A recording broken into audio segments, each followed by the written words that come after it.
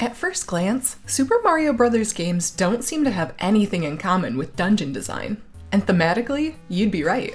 Mario games and Dungeons & Dragons are very different. But there are actually a lot of lessons that can be learned from the mustachioed plumber. The game design principles that go into a Mario game can help you improve your dungeon creation. While the games have been around for a long time, almost all of them follow a level design philosophy that works incredibly well, and these level design basics can translate to building dungeons in D&D. Let's dive in and take a look at what we can learn. In every Mario game, there are challenges that need to be overcome in each level.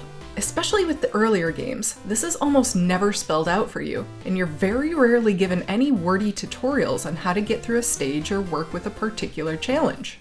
Instead of having a 30-minute unskippable tutorial, classic Mario games generally let you learn game mechanics through play. This is the show don't tell method, and it's very applicable to D&D. The way Mario games teach players about their mechanics is clever in that the tutorial is part of the game. The first time you encounter a new mechanic in a game, it's in a very low-stakes environment. Failing to see how it works won't necessarily kill you, and you're not being run down by enemies, so you have time to play around with things and see how it works. It makes a whole lot of sense to do the same thing for dungeon design. There shouldn't be a literal sign in the dungeon that says, "Beware of traps," but the first introduction to the traps should be telegraphed in a low-stakes environment.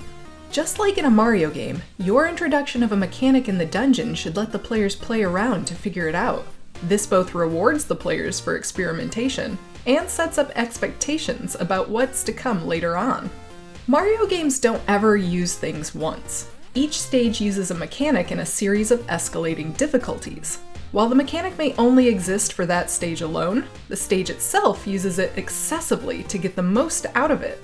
In this way, we can think of each stage in a Mario game like a dungeon in D&D. After the initial safe introduction of a mechanic, stakes are a little bit higher the next time the players encounter it. If the first area has falling platforms over solid ground, then the next area with them would remove the ground below, or add spikes at the bottom.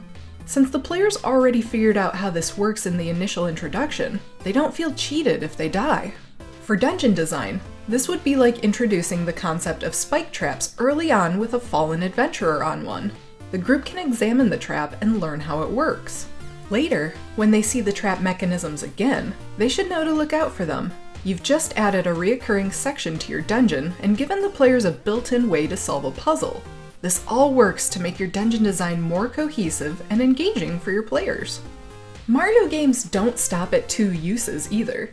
When a mechanic is initially introduced, it's generally safe. When you see it again, it's deadly. The third time the mechanic comes around, they mix it up to use it in new ways. Let's go back to our example of falling platforms. The first one is safe with ground below, the second has no ground below, and the third might have moving platforms that require timed jumps. The mechanic is really the same, but each step of the way builds upon itself to make something that would be difficult to encounter right off the bat. Because the players have already seen the mechanic, the more complex version of it is more interesting than it is difficult. The mechanics you use in your dungeons shouldn't just be on repeat, but instead build upon themselves. First is a safe intro, second is a deadly version, and the third version should add a layer of complexity. If we go back to our spike trap example, we could do a lot of things to change how traps work in their third appearance. Introducing a timer to the spikes is just one possibility. Take what the players know and mix it up just a bit to add a new challenge to the dungeon. If you feel like this doesn't make sense in the world of dungeon design, well, you'd be right in plenty of cases. This seems illogical in younger dungeons or dungeons that are manned by crews of people. And if the dungeon is really trying to keep people out, the trap should be deadly right off the bat, right? While that may be the case, the dungeons could also not want corpses to pile up that they can't clear. In dungeons that are meant to stand the test of time, traps that hurt but don't leave corpses piled up at the door act as a way to deter would-be dungeon crawlers and keep other dungeon traps unclogged. This makes even more sense for dungeons that have single-use traps in them. If people pass the first trap or die, it's not an effective deterrent. The dead tell no tales, and anyone who makes it past isn't effectively deterred. So don't feel that you can't stick this kind of learning system into your dungeons. Even if it takes a little bit of thinking, you can probably come up with some good reasons to use this without spilling the beans to your players that your dungeon has built-in tutorials for them. If you like the idea of Mario-style tutorialization in your games, it's also important that you know when to use it for best effect. The most obvious case is when you have a theme that you're weaving into an area mechanically. This can be with the mechanics traps we've discussed in our other videos, or it can be something like your players learning the dangers of a fire swamp. Natural hazards can be mild on their first encounter and ramp up too. The Mario-style tutorialization of a dungeon works less well in trickster dungeons, which would actually seek to subvert this by training players wrong as a joke. In these cases, you still build tutorials, but the things that players learn by going through one version of a trap or challenges don't apply the same way the next time they see it. Be careful with this application, because this is how you get paranoid players. The Mario style also fails to hold up with creature combat scenarios. It can work, but often the tutorialization of combat makes creatures seem stale and predictable. If you apply this to combat scenarios, you'll need to add even more twists and variation as the challenges ramp up to keep them engaging. There are a lot of places for you to take this one simple facet of Mario games and apply it to your dungeon design.